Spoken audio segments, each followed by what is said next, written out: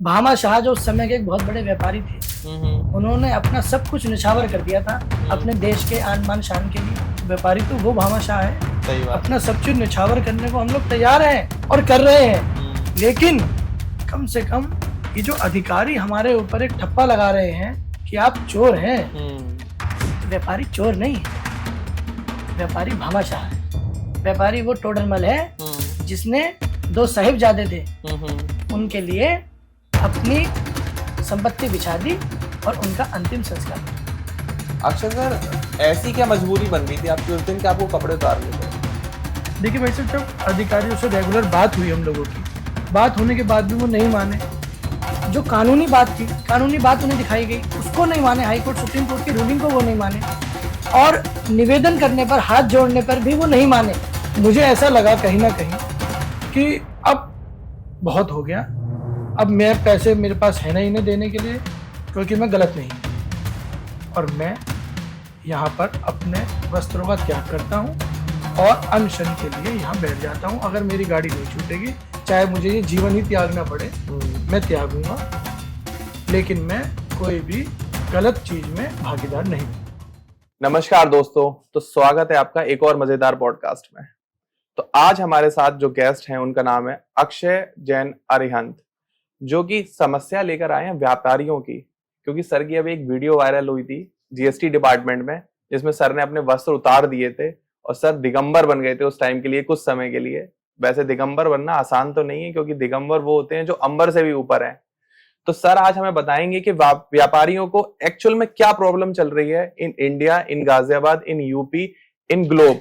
किस परेशानी का वो सामना कर रहे हैं, किन टैक्सेशन लॉ से वो परेशान है, और जो हमारी व्यापारी समाज जो काम कर रहा है, जो हमारे देश का जो योगदान दे रहा है, उसमें हमारी सरकार उनको कैसे हेल्प करती है या कैसे परेशान करती है, उस बारे में हम इस पॉडकास्ट में पूरी चर्चा करने वाले हैं। तो प्लीज आप बने रहें और समझें कि हमारी व्यापारी समाज आज के टाइम में किन समस्याओं से घिरे हुए हैं, जो उनको बहुत टफ डिसीजन लेने पड़ रहे हैं। अक्षय सर, स्वागत है आपका हमारे स्टूडियो में। कैसे हैं आप? बस बढ़िया, आप बताइए। सर, हमारे व्यूअर्स को आप एक शॉर्ट इंट्रोडक्शन दें ताकि कोई बोर ना हो इस पॉडकास्ट में, कि आप बिजनेस क्या करते हैं, कहाँ से बिलोंग करते हैं और आपकी जर्नी कैसे स्टार्ट हुई। आपके सभी जो व्यूअर्स हैं उनको मेरा नमस्कार। मैं अक्षय जैन अरिहंत, मेरी फैक्ट्री एक लोहे की, वो मेरठ में है और गोडाउन मेरा गाजियाबाद में है। अच्छा जी। मेन सर आपका लोहे का व्यापार है? लोहे का व्यापार, शनि का व्यापार, शनि का व्यापार है। तो जैसा आप लोग जानते हैं कि जैन समाज जो है ज्यादातर व्यापारी रहते हैं, बहुत ही ईमानदार होते हैं, क्योंकि जैनियों ने हमेशा शायद ज्यादातर बिजनेस ही किए हुए हैं।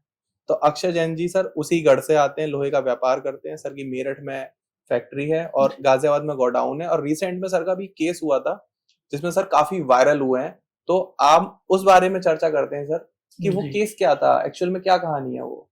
देखिए भाई साहब, मेरी एक गाड़ी लोहे की 10 टन 250 किलो की, अच्छा, लोहे की भरकर और गाजियाबाद मेरे गोडाउन पर आ रही थी जी।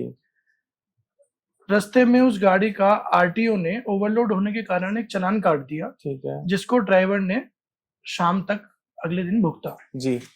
ड्राइवर का मेरे पास फोन आया कि भाई साहब आपका गाड़ी मेरी हो गई है, तो आप इसे खाली करा लीजिए। ठीक है। तो हमने कहा भाई आप तो नहीं, लेट हो गया है, हम आपकी गाड़ी अगले दिन 4 तारीख को खाली करा लेंगे, 4 अक्टूबर में।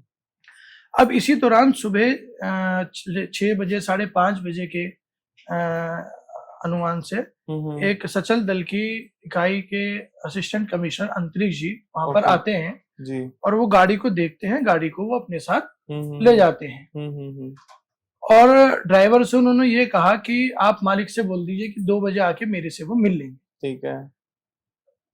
2 बजे जो हमारे लोहा विक्रेता मंडल के अध्यक्ष हैं अतुल जी, उन्होंने फोन मिलाया। 1 घंटे तक वो कंटिन्यूसली फोन करते रहे, लेकिन फोन का कोई जवाब नहीं मिल पाया, ना ही उठ पाया जी।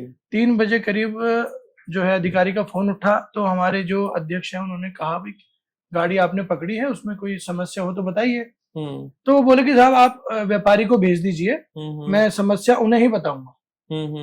तो बोले भाई मेरे पास व्यापारी बैठे हैं, आप कोई समस्या हो उस गाड़ी में तो बताइए, मैं उसका जवाब आपको दूंगा व्यापारी से पूछकर। तो उन्होंने कहा नहीं, आप व्यापारी को ही भेज दीजिए, मैं उसको ही बताऊंगा। अच्छा। अब इस बात से जो हमारे अध्यक्ष जी थे उनके मन में भी कुछ सवाल पैदा हुए कि अकेले व्यापारी को बुलाना क्यों चाह रहे हैं ये अधिकारी।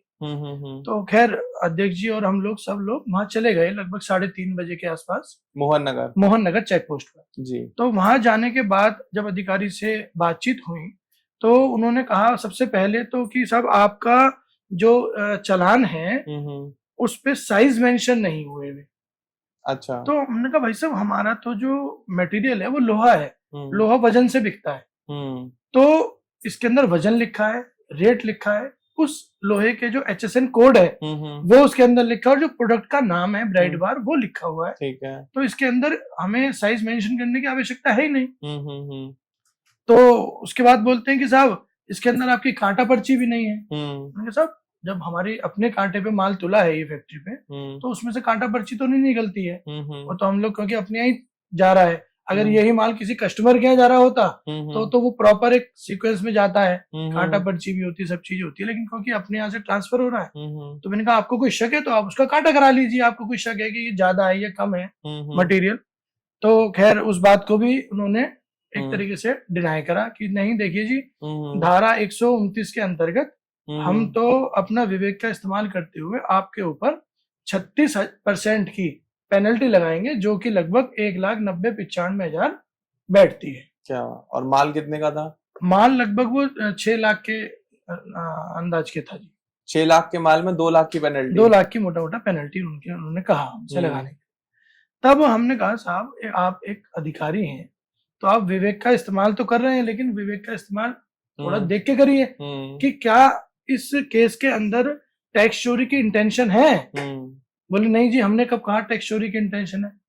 हमने कहा क्या टैक्स चोरी हो रही है? तो बोले नहीं जी टैक्स भी चोरी नहीं हो रहा है। तो फिर आप जो है इसके अंदर हम लोगों का हैरेसमेंट क्यों कर रहे हैं? सही बात है। तो नहीं माने साहब। इतने में जो उनके एक अधीनस्थ या बराबर में अधिकारी थे दुर्गेश जी, तो उन्होंने कुछ इशारात्मक भाषा में हमसे कहा कि भाई जो पेनल्टी है अगर उसके आधे में काम निपटाना चाहो तो निपटा सकते हैं। तो लेकिन क्योंकि जब सब चीज मेरी जेन्युइन है तो वहां मुझे ऐसा लगा कि अगर सब चीज ठीक होते हुए भी ये चीज होंगी तो ये तो कहीं ना कहीं एक बहुत गलत इम्पैक्ट जो है, सही बात है, जाएगा।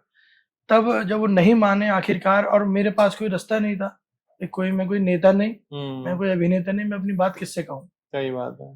तब वहां मुझे उस समय या तो गांधी जी के मार्ग की या महावीर स्वामी के एक अहिंसा के मार्ग की बस वो एक नजर आया और मैंने वहां पर मतलब मैं इतना मानसिक तौर पर अपने आप को ऐसा समझ लगा कि मतलब मैं क्या करूं, मैं बंद गया। भाई मुझे माल भी छुटवाना है और मेरे पास पैसे भी नहीं है गलत चीज के देने के लिए, तो मैं करूं क्या। तो वहां मुझे ऐसा कुछ लगा, वहां मैंने कहा मेरे पास पैसे नहीं है, ये मेरे कपड़े हैं, आप ये भी रख लीजिए, और अब जब तक मेरी गाड़ी नहीं छूटेगी तब तक जो है मैं यहाँ पर अनशन पर बैठूंगा, मैं यहाँ से नहीं उठूंगा। क्या बात। तो उसके बाद फिर कुछ अधिकारियों को, फिर उनके कोई बड़े अधिकारी थे ज्वाइंट कमिश्नर, तो उन्होंने फिर अध्यक्ष जी से बातचीत करी हमारे, तो उन्होंने फिर कहा कि साहब देखिए कि गाड़ी अब अंदर क्योंकि आ चुकी है तो ये तो हमारी एक मजबूरी है कि हम ऐसे तो छोड़ ही नहीं सकते, कुछ ना कुछ तो हमें पेनल्टी इसके ऊपर लगानी पड़ेगी। बात आपकी मानते हैं, केस आपका जेन्युइन है, लेकिन क्योंकि आ गई है तो कुछ ना कुछ तो मतलब जैसे कहते हैं ना कि मंदिर में आए हो तो कुछ ना कुछ तो चढ़ावा सही बात चढ़ाना ही पड़ेगा। तो वो स्थिति कुछ ना कुछ तो, तब उन्होंने हमारी लगभग 10,000 रुपए की पेनल्टी लगा एक ड्राइवर के मत से जमा करवा के और हमारी गाड़ी को, और 10,000 भी जो लिए हैं उसके पीछे उन्होंने क्या कारण दिया कि क्यों लिए हैं? जिस समय उन्होंने हमें 10,000 रुपए लिए थे उस समय तो उन्होंने कहा था कि हम ड्राइवर की तरफ से कोई एरर दिखा देंगे, लेकिन कुछ मेरे को जो आपका ये माध्यम आ रहा है अभी इन्होंने एक इसके अंदर जारी होते हैं नोटिस मूव 7 मूव 5, उसके अंदर जो उन्होंने कारण दिया है वो दिया है कि 170 किलो आपकी गाड़ी में वजन ज्यादा था। अच्छा। उन्होंने जो कांटा कराया उस गाड़ी का, ओके। तो अब 170 किलो वजन ज्यादा था तो उन्हें भी जानकारी है और मुझे भी जानकारी है और जितने लोहे वाले हैं उनको भी जानकारी है कि 10 टन, 15 टन, 20 टन वजन में कांटे टू कांटे में लगभग 200, 300, 100 किलो का फर्क वो एक आम है, आता ही है जी। तो ये कोई ऐसा फर्क नहीं है। अगर 10 टन 250 किलो का बिल था तो 10 टन 400 किलो का भी बिल आराम से बन सकता था। तो ये तो खैर उन लोगों ने अपनी एक जान छुड़ाने के लिए या अपने आप को सही साबित करने के लिए वो एक इशू क्रिएट करा उसके। मतलब इतनी समस्याएं चल रही हैं फिर भी लोग पूछते हैं कि हमारे देश के व्यापारी देश छोड़ के क्यों जा रहे हैं। देखिए भाई साहब, हमारे देश के अंदर लगभग 8% व्यापारी है और वो 8% व्यापारी ही पूरे देश को संभाले हुए हैं और उस 8% व्यापारी को सुविधाएं वो जीरो हैं। ये तो सही बात है। और हर्डल्स हर पग पे उसके आगे बिल्कुल बाहें खोल के खड़े हैं, चाहे वो सरकारी तौर पर हो या गैर सरकारी तौर पर। सत्य है। देखिए, हमारा 70 साल का एक व्यापारी भी कमा के देता है, लेकिन गवर्नमेंट का एक 60 या 61 साल का मुलाजिम भी उसको जब तक वो जीवित है और उसके बाद भी उसके परिवार को पेंशन दी जाती है और मेरे व्यापारी को क्या दिया जाता है? कुछ भी नहीं। तो अब आप ये चीज समझ सकते हैं, हेल्थ के नाम पर मेरे व्यापारी को कोई सुविधा नहीं है। टैक्स के नाम पर, देखिए ये बात मैंने एक बार पीछे जिस समय अरुण जेटली जी थे तो उस समय एक कॉन्फ्रेंस हुई थी, उसमें भी मैंने एक बात उठाई थी। मैंने कहा साहब, हम कहीं 1 किलो सेब खरीदने जाते हैं तो हम भाव पूछते हैं तो सेब वाला बताता है जी 100 रुपए किलो। हम कहते हैं भाई 5 किलो चाहिए तो वो कहता है साहब चलो आपको 5 किलो चाहिए तो 90 लगा दूंगा।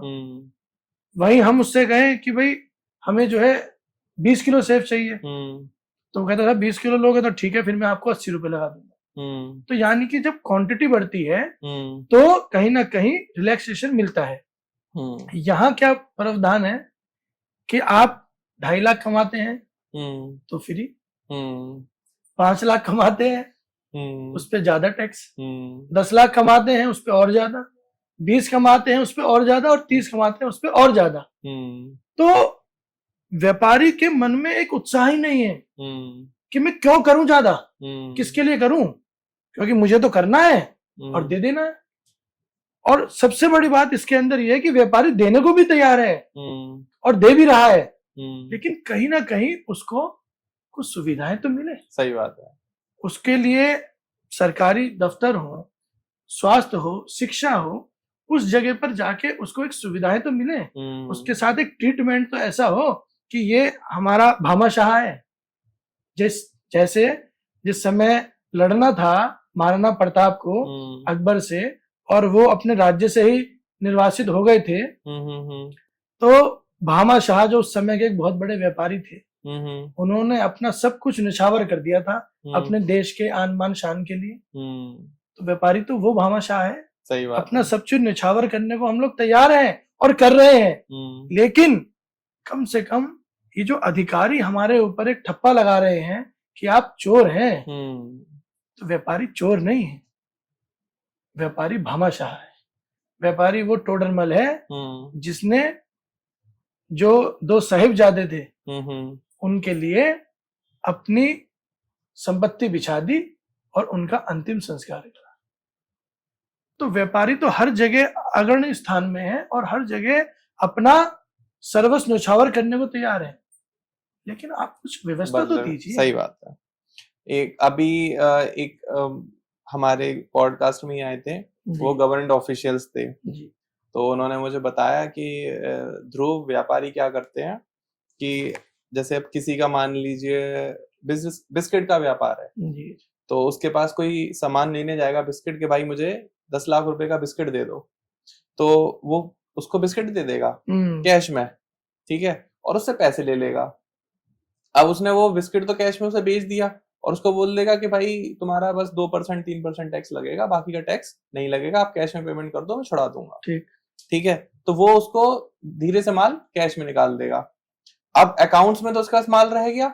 अब वो क्या करेगा, कुछ दिनों बाद एक किसी कॉन्ट्रैक्टर को पकड़ेगा जिसको अपनी खर्चे ज्यादा दिखाने हैं, अपनी कंपनी को लॉस में दिखाना है, और 4-5% उससे लेगा और उसको अकाउंट्स में माल बिल भेज देगा और उससे पैसे अपने अकाउंट में लेके और जो उसको कैश में माल बेचा था उसको कैश दे देगा। तो ये व्यापारी जो चालाकी करता है ये भी तो जी। गलत है। देखिए, इसके लिए मैं एक चीज कहना चाहता हूँ, जहां पर इस तरीके का काम हो रहा है, मैं आपके इस पॉडकास्ट के माध्यम से ही जी अपनी, अगर शायद मेरी आवाज सरकार तक पहुंच जाए, पहुंचेगी सर। तो मैं उनसे ये बात कहना चाहता हूँ कि देखिए, हर शहर के अंदर उसकी, अगर हर एक शहर की 4 सीमाएं हैं, आप 4 सीमाएं बिल्कुल सील कर दीजिए। जी जो भी माल अंदर जाए या जो भी बाहर जाए, एक एक गाड़ी चेक होनी चाहिए। एक एक गाड़ी चेक हो तो क्या होगा उससे, कि मान लीजिए मैं जितना अपना व्यापार करता हूँ वो सारा नंबर 1 का करता हूँ, लेकिन मेरा पड़ोसी, वो जैसे कि आपने कहा, वो कुछ ना कुछ चालाकी दिखाता है, तो कहीं ना कहीं क्या होता है, मेरे व्यापार पे भी उस चीज का इम्पैक्ट पड़ता है। सही बात है। लेकिन जब ये सीमाएं सील हो जाएंगी और जो माल बाहर जाएगा उस पे मोहर लगना अति आवश्यक है। बिना मोहर लगे बाहर नहीं जाएगा। तो क्या होगा कि नंबर 2 का जो व्यापार है वो बंद हो जाएगा। और मैं आपको एक बात बता दूं आपको कि 2000 जब से जीएसटी लगा है, वैट लगा था, वैट के समय में 50% व्यापार सब कैश में था, नंबर 1 में आ गए थे। अच्छा। और आज की तारीख में जीएसटी में लगभग, मैं व्यापारी हूं, मैं इसलिए व्यापारी उससे कह रहा हूं और बिल्कुल खुले मन से कह रहा हूं, 90% व्यापार वो बिल्कुल नंबर 1 में आ चुके हैं। और मैं क्यों कह रहा हूं, मैं उन्हीं अधिकारी का जिन्होंने मेरी गाड़ी पकड़ी थी, मैं इसमें उनका ही हवाला दूंगा आपको। उन्होंने मेरे से ये कहा कि मैंने पूरी रात में 87 गाड़ियां चेक करी, 87, 85 गाड़ी मैंने छोड़ दी और मुझे केवल 2 गाड़ियां मिली हैं जिसमें कुछ क्लैरिकल एरर था। मैं उन्हें ले आया, मैं आपकी गाड़ी कैसे छोड़ दूं? तो जब वो 87 गाड़ी पकड़ रहे हैं और क्लैरिकल एरर जिसे बता रहे हैं वो भी गाड़ी पक्के में है, उसका भी बिल है, उन्हें तो सिर्फ अपना टारगेट पूरा करना है, इस वजह से वो ये कह रहे हैं कि आपकी गाड़ी में एरर है। तो 87 की 87 गाड़ियां, इसका मतलब जो उन्होंने चेक करी वो 100% ओके थी ना। सही बात है। तो व्यापार की आप इस समय स्थिति समझ सकते हैं, व्यापार सब 90% इस समय ओके हो चुका है। और धीरे धीरे, देखिए, मैं व्यापार कर रहा हूं तो मेरे को, मैं क्यों करूंगा कच्चे में व्यापार? सही बात है। मुझे क्या जरूरत है, किसके लिए करूंगा मैं कच्चे में व्यापार? कच्चे में व्यापार करने के केवल और केवल 2 ही कारण होते हैं। पहला, या तो मेरा पड़ोसी कर रहा है। सही बात है। दूसरा, पड़ोसी कर क्यों पा रहा है? अधिकारी की वजह से। बस ये 2 ही कारण है, क्योंकि एक की तो आपसी अंडरस्टैंडिंग हो गई, मेरी नहीं हुई, तो वहां मेरी मजबूरी बन जाती है ना। सही बात है। तो यहाँ तो जो ये तंत्र है, चाहे जीएसटी का हो, इनकम टैक्स का हो, ये जो तंत्र है, इसमें जो हमारे मंत्री हैं, मुख्यमंत्री हैं, उनको ही ग्राउंड लेवल पे ये देखना पड़ेगा कि कहीं जिस तंत्र को हमने कन्वीनियंस के लिए व्यापारियों की और सरकार की रखा है और उनको एक व्यवस्था सौंपी है, कहीं वो ही तो उत्पीड़न नहीं कर रहे, कहीं वही तो भक्षण नहीं कर रहे उन व्यापारियों का, तो एक इम्पैक्ट गलत जाता है।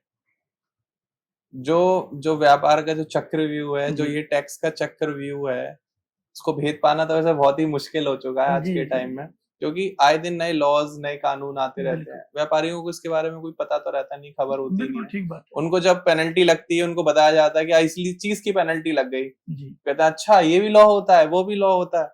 मेरे हिसाब से एक, जब देश तो ऑब्वियस है व्यापार से चल रहा है, टैक्स से चल रहा है, सरकार जो भी लॉज बनाए या कुछ नए नियम कानून टैक्स में लाए, तो शायद उनको साल में या महीने में या कभी भी एक बार सबको पब्लिक कर देना चाहिए कि ये चीज इस तरीके से हो रही है। नहीं, देखिए, अब की बार हम अभी पीछे लखनऊ गए थे जी, तो जो जीएसटी के मंत्री हैं सुरेश खन्ना जी, उनसे भी हमारी मुलाकात हुई, और जो नितिन बंसल आयुक्त हैं इस समय जीएसटी में, उनसे भी हमारी मुलाकात हुई। तो हमने उनके आगे भी सारे ये पॉइंट रखे अपने, और हमने कहा कि साहब अगर मान लीजिए कोई आप क्लरिकल एरर देखते हैं, डेट में मिस्टेक है, साइन में मिस्टेक है, जिसमें कि ये दिख रहा है कि टैक्स चोरी की कोई मंशा नहीं है, ना ही टैक्स चोरी हो रही है, तो उसमें ये पेनल्टी जो 36% है ये तो नहीं चल पाएगी, ये कैसे चलेगी?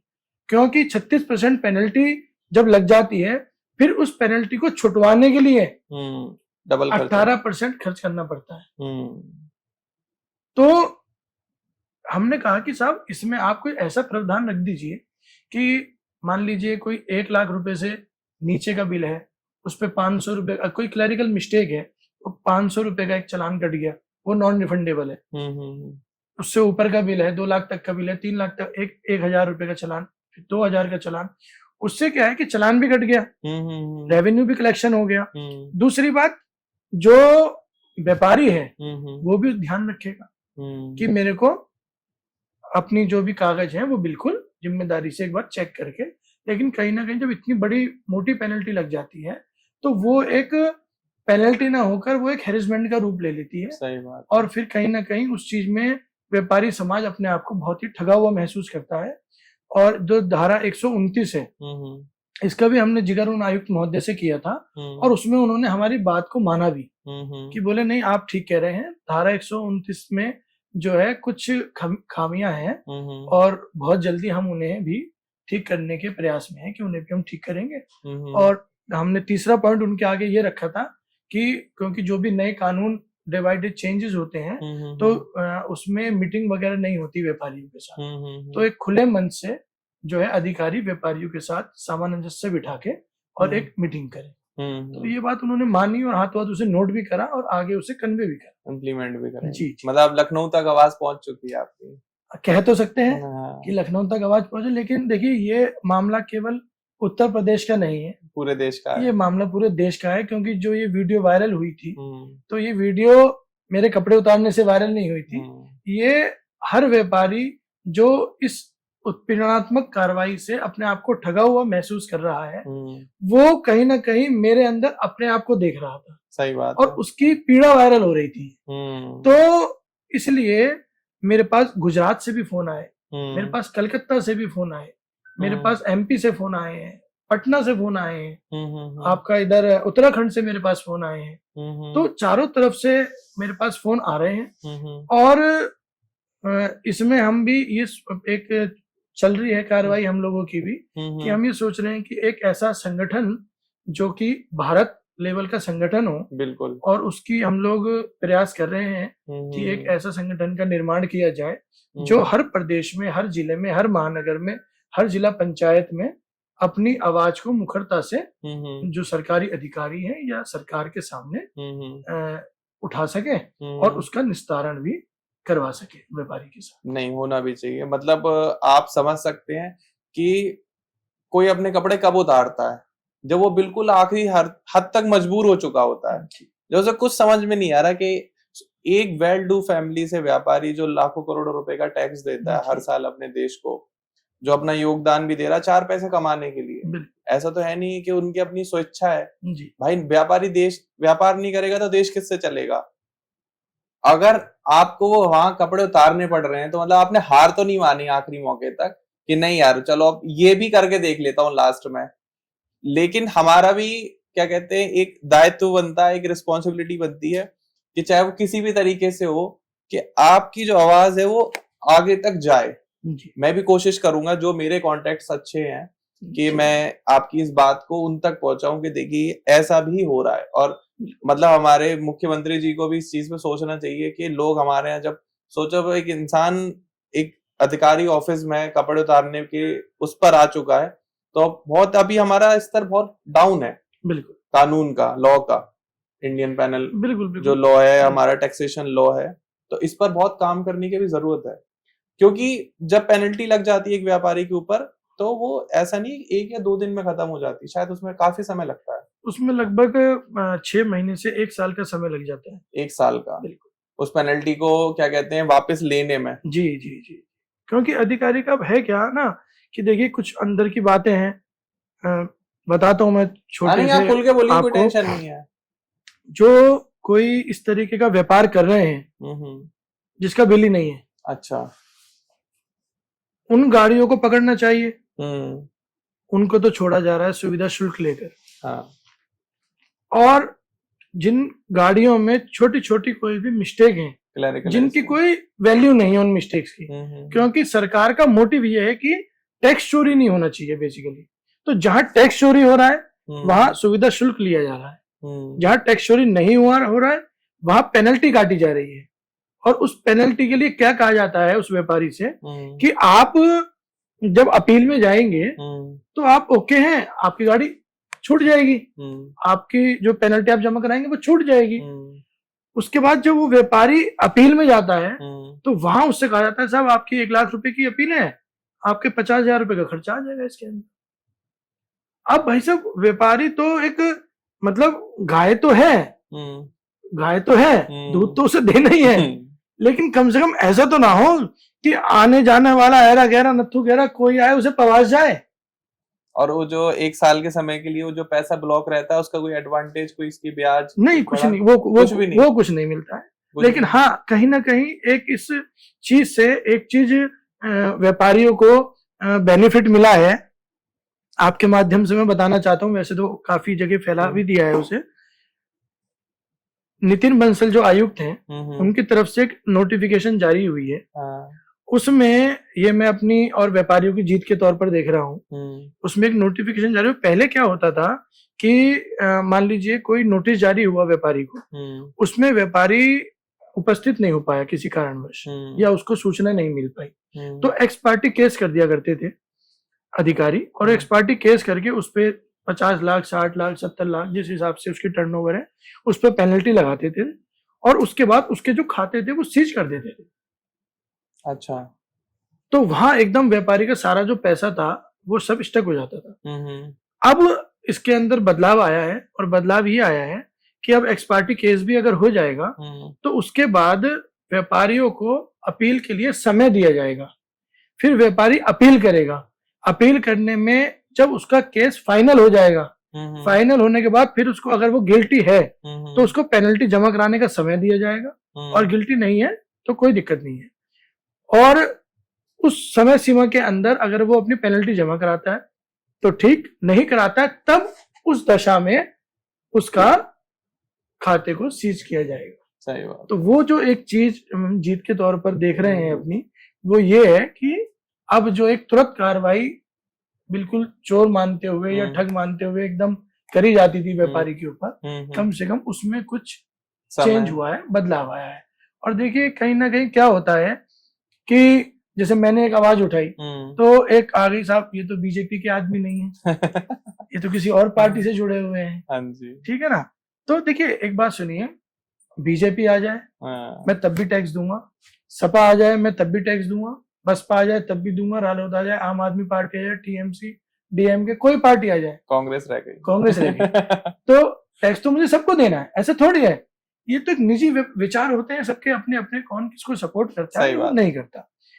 दूसरे नंबर की बात होती है कि सरकार से आज हम अपना गिला शिकवा, हमारे साथ कोई परेशानी है और हम नहीं बताएंगे, तो एक पुरानी कहावत है भाई साहब, आपने भी सुनी होगी कि बिना रोए तो बच्चे को माँ भी दूध नहीं पिलाती। बिल्कुल बिल्कुल। तो जब तक हम अपनी पीड़ा को, अपने दुख को, अपनी परेशानी को सरकार तक नहीं पहुंचाएंगे तब तक वो हमारी परेशानी को नहीं समझ पाएंगे। सही बात। क्योंकि ग्राउंड लेवल पे हम काम कर रहे हैं या अधिकारी काम कर रहे हैं, अधिकारी अपना फायदा देख रहे हैं और सरकार से वो डायरेक्टली जुड़े हुए हैं।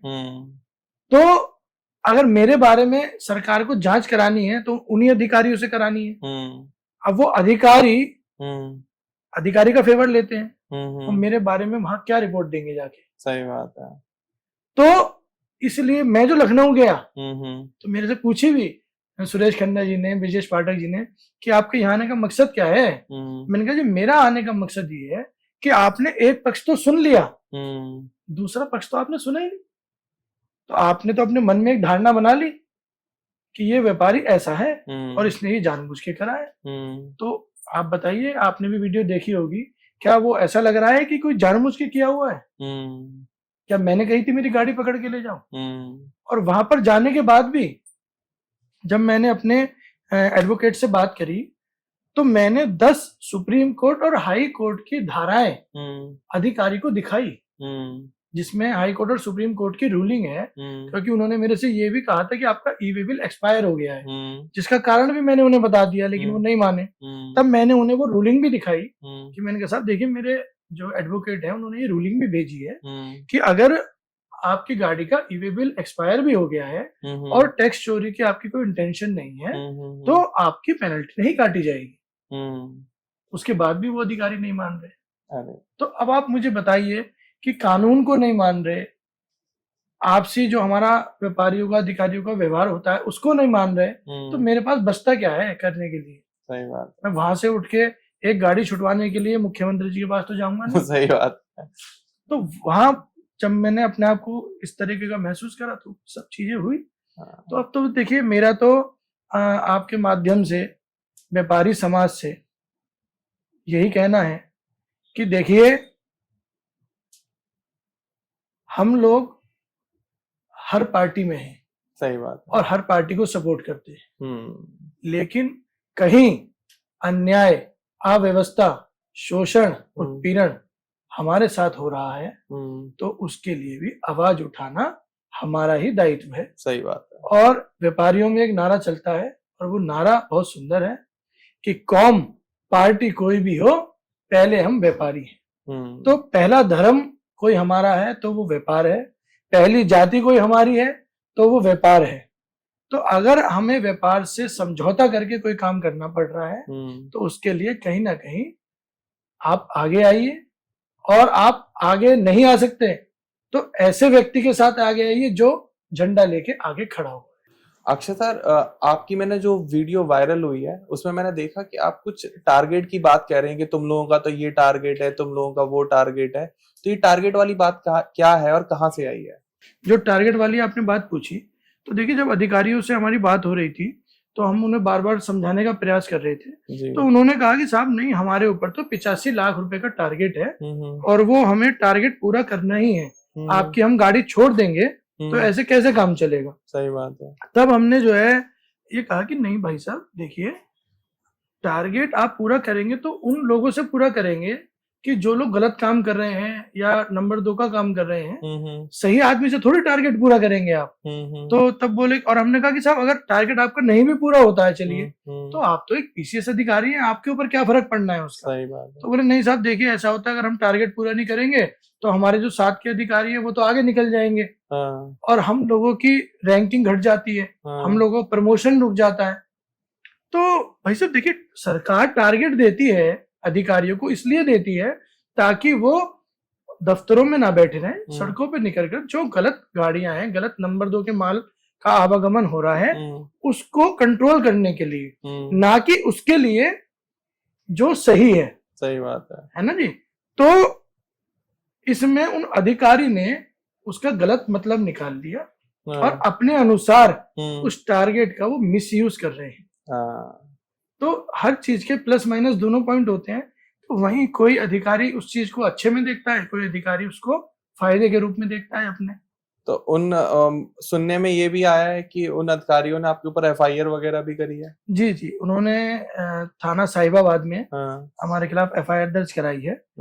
मतलब उसमें वो जो उन्होंने क्लॉज डाले हैं वो भी बड़े हास्यास्पद हैं। पहला डाला उन्होंने सरकारी कार्य में बाधा। अच्छा। अब देखिए, उसमें लिखा उन्होंने कि उन्होंने सामान अस्त व्यस्त कर दिया हमारे ऑफिस का और तोड़ फोड़ कर दी, ये कर दिया, जबकि वीडियो उन अधिकारियों के द्वारा भी बनाई गई है और वीडियो हमारे द्वारा भी बनाई गई थी, हमारे व्यापारियों के द्वारा। कहीं से कहीं तक किसी एक सामान को छुआ तक नहीं, तब भी उन्होंने ये एफआईआर दर्ज कराई। दूसरे नंबर पे वो ये कह रहे हैं कि सरकार की छवि खराब करी है हमने। तो अगर हम अपनी पीड़ा कह रहे हैं, हम अपनी पीड़ा बोल रहे हैं, तो हम सरकार की छवि खराब कर रहे हैं या तुम्हारी गलत हरकत हम सरकार तक पहुंचा रहे हैं कि देखिए आपके ये अधिकारी एक व्यापारी को अनयूजुअली तंग कर रहे हैं। तो ये स्थिति है।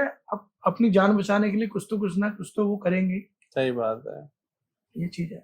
और वीडियोस में आप बता रहे थे, आप, मैं तो जानता हूँ आप जैन समाज से हैं जी, कि मैं कपड़े उतार देता हूँ, मैं आज दिगंबर जैन बन जाता हूँ। जी जी, ठीक है।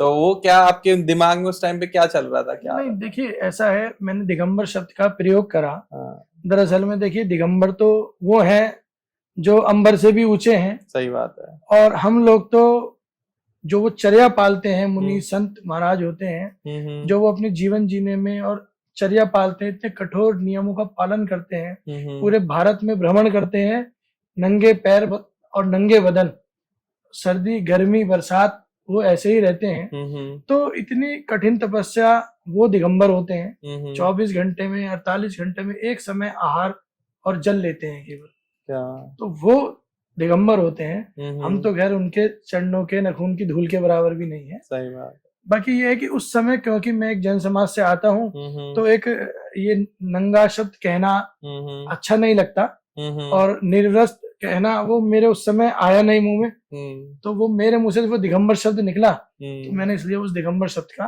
प्रयोग उसमें करा कि भाई मैं दिगंबर हो जाता हूँ, क्योंकि एक सभ्य समाज में एक सभ्य शब्द है ये, तो इसलिए वो दिगंबर शब्द का प्रयोग करा उसके। लेकिन दिगंबर हो जाना भी एक, क्या कहते हैं, बहुत जी ऊपर बहुत बड़ी बात है। नहीं देखिए, दिगंबर व्यापारियों के लिए आप उस टाइम पे दिगंबर बन गए। नहीं ठीक बात है जी। बाकी देखिए, दिगंबर का तो अर्थ है दसों दिशाएं जिनका अंबर, जिनके वस्त्र हैं, वो दिगंबर हैं। अच्छा, मतलब ये कहते हैं कि धरती जिनका बिछोना और अंबर जिनका वस्त्र है, वही दिगंबर है। तो दिगंबर तो वो साधु हुआ करते हैं।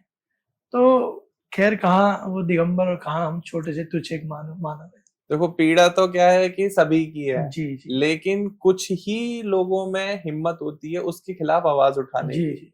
जो आवाज आपने उस दिन उठाई, शायद भगवान करे बहुत ऊपर तक जाए, और जो एक्चुअल प्रॉब्लम ग्राउंड पर चल रही है उनके एक्चुअल सॉल्यूशन निकल कर आए। जो सरकार टारगेट दे रही है हमारे गवर्नमेंट ऑफिशियल्स को, वो टारगेट ना देके उनको प्रॉपर बताएगी कि लॉस को कैसे फॉलो कराना है, व्यापारियों के साथ एक उनका आपसी तालमेल बना रहे। ऐसा ना हो कि व्यापारी और अधिकारी जब ही मिले कि जब गाड़ी पकड़ी जाए, जब छीना जब्ती हो, पेनल्टी लगे। नहीं, ऐसा नहीं।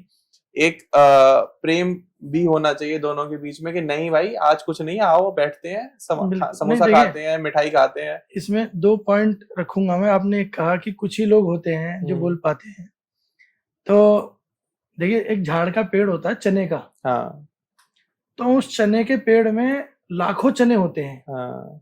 लेकिन कुछ चने ऐसे होते हैं जो ठूंठ बोलते हैं उन्हें, ठूंठ चने। हाँ। जो ना तो भाड़ में भुनते हैं और मुंह में आ जाए तो चबाओ तो वो चबते भी नहीं है, दांती में दर्द हो जाता है।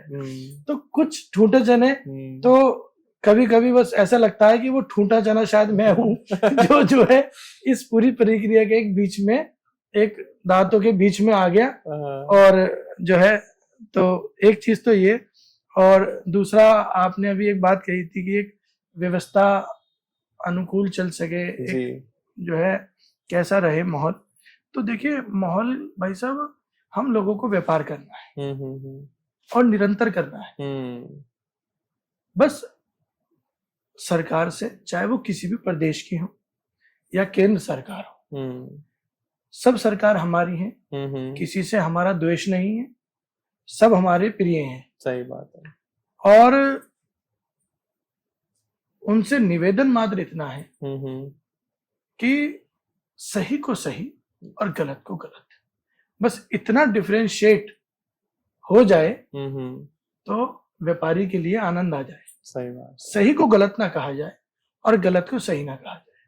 दोनों चीजों में कोई व्यापारी नहीं चाहता कि वो बिना बिल के व्यापार करे, किसी का ऐसा उद्देश्य नहीं है। ये उसके क्षेत्र की, उस प्रदेश की परिस्थितियां ऐसी हो जाती हैं कि वो इस तरीके का व्यापार करने को बाध्य हो जाता है। सही बात। और उस बाध्यता में कहीं ना कहीं अधिकारियों का और सरकार का भी हस्तक्षेप और रोल रहता है। इस बात को मानना अधिकारियों को भी पड़ेगा और सरकार को भी पड़ेगा। परिस्थिति इंसान को ऐसा बना दे। बिल्कुल बिल्कुल। अक्षय सर, ऐसी क्या मजबूरी बन गई थी आपकी उस दिन कि आपको कपड़े उतारने पड़े? देखिए भाई साहब, जब अधिकारियों से रेगुलर बात हुई, हम लोगों की बात होने के बाद भी वो नहीं माने। जो कानूनी बात थी, कानूनी बात उन्हें दिखाई गई, उसको नहीं माने। हाई कोर्ट, सुप्रीम कोर्ट की रूलिंग को वो नहीं माने, और निवेदन करने पर, हाथ जोड़ने पर भी वो नहीं माने। तो मुझे ऐसा लगा कहीं ना कहीं कि अब बहुत हो गया, अब मैं पैसे मेरे पास है नहीं इन्हें देने के लिए, क्योंकि मैं गलत नहीं हूं और मैं यहाँ पर अपने वस्त्रों का त्याग करता हूं और अनशन के लिए यहाँ बैठ जाता हूं। अगर मेरी गाड़ी नहीं छूटेगी, चाहे मुझे ये जीवन ही त्यागना पड़े, मैं त्यागूंगा, लेकिन मैं कोई भी गलत चीज में भागीदार नहीं बनूंगा। क्या बात है। ठीक है अक्षय सर, आपसे मिलकर मुझे काफी अच्छा लगा। जी जी। व्यापारियों की समस्या को भी हमने समझा, उनके आपने सुझाव भी दिए, आप लखनऊ तक गए, आपने वो भी बताया कि आपकी मुलाकात हुई है और शायद उसमें बदलाव भी आए। और अभी ये क्रांति रुकनी नहीं चाहिए, जो आपने आवाज उठाई है, जो आप चाहते हैं कि ये बदलाव हो, जो व्यापारी संगठन, और आप एक राष्ट्रीय लेवल पर एक संगठन बना भी रहे हैं, ठीक है, जिससे सारे व्यापारी भाई अक्षय सर के साथ जुड़े और जो व्यापारियों की मेन समस्याएं हैं, चाहे वो टैक्सेशन से हो, चाहे वो सरकार से हो या व्यापार में हो, वो आपस में आप बात करें, उनकी समस्याओं का समाधान निकालें ताकि आराम से ये काम हो पाए और देश में शांति बनी रहे। किसी को ऐसा कदम ना उठाना पड़े जिससे कि उसकी वीडियो वायरल हो। वायरल अच्छे कामों के लिए हो, वायरल ऐसी चीजों के लिए ना हो जिसके उसको कल को ये शर्मनाक होना पड़े कि यार मैंने वहां ये कदम उठाया, मुझे उस टाइम पे नहीं उठाना चाहिए था। भले ही आज कुछ भी स्थिति चल रही हो, 20 साल बाद आप ये देखेंगे शायद तो आपको हंसी आएगी कि यार मैंने क्या किया था। बिल्कुल ठीक बात। ठीक है, हो सकता है आपको लगे कि मुझे उसकी जरूरत नहीं थी करने की, लेकिन मैंने करा। और हो सकता है 20 साल बाद आपको लगे कि हाँ मैंने सही करा था। दोनों चीजें हो सकती हैं, सिक्के के दोनों पहलू हैं। मेरा सबसे बस यही कहना है कि अगर आप अक्षय सर को कनेक्ट कर पाए हो, आपकी बात समझ में आ रही हो, तो प्लीज वीडियो को लाइक करिएगा। कोई भी समस्या बन रही हो तो आप प्लीज कमेंट में डाल सकते हैं, वीडियो को शेयर कर सकते हैं ज्यादा से ज्यादा, ताकि हमारे व्यापारी भाइयों की आवाज आगे तक जाए, हमारे योगी जी तक जाए, हमारे नरेंद्र मोदी जी तक हो सकता है पहुंच जाए, प्रधानमंत्री भी इस बारे में सोचें कि व्यापारियों के साथ क्या समस्याएं चल रही हैं। और अगर आप अक्षय सर से कनेक्ट करना चाहते हैं, उनके राष्ट्रीय संगठन से जुड़ना चाहते हैं, तो डिस्क्रिप्शन में सर के नंबर और ईमेल में मेंशन करवा देता हूं, सो दैट आप सर से कनेक्ट कर पाए और सर के संगठन से जुड़कर उसको एक मजबूत बना पाए और खुद को भी मजबूत स्थिति में ला पाए। बाकी चैनल को सब्सक्राइब कर लीजिएगा हमारे सपोर्ट के लिए। अक्षय सर, आपसे मिलकर बहुत अच्छा लगा। धन्यवाद। फिर मिलते हैं किसी अगले पॉडकास्ट में, तब तक के लिए धन्यवाद। राधे राधे।